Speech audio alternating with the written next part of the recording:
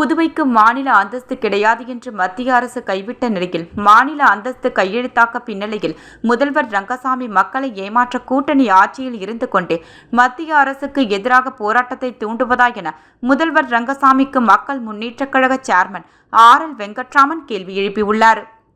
புதுவைக்கு மாநில அந்தஸ்து கிடையாது என்று கைவிரித்த மத்திய அரசு கடந்த 2021ஆம் ஆண்டு நடத்த சட்டமன்ற தேர்தலின் போது இதே முதல்வர் ரங்கசாமி அவர்கள் புதுச்சேரிக்கு மாநில அந்தஸ்து பெற வேண்டும் என்பதற்காக புதுச்சேரியை பெஸ்ட் புதுச்சேரியாக மாற்றுவதற்காகவும் தான் பிஜேபியுடன் கூட்டணி வைத்துள்ளேன் என்று கூறி மக்களை ஏமாற்றி முதலமைச்சர் ஆனார்.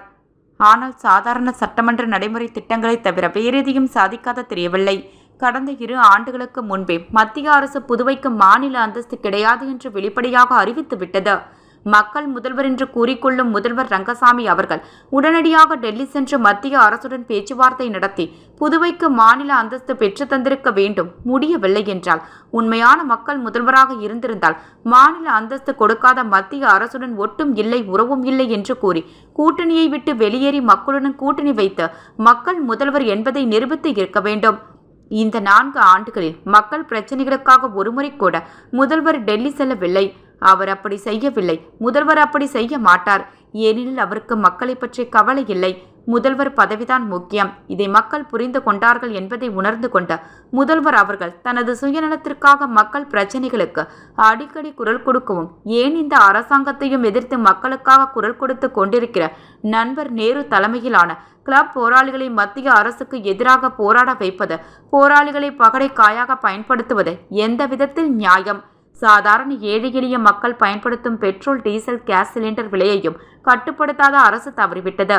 இது சம்பந்தமான GST கவுன்சில் கூட்டத்தில் அரசு சார்பில் கலந்து கொண்டு மக்களின் நிலையை எடுத்து சொல்ல இந்த அரசுக்கு திராணி இல்லை.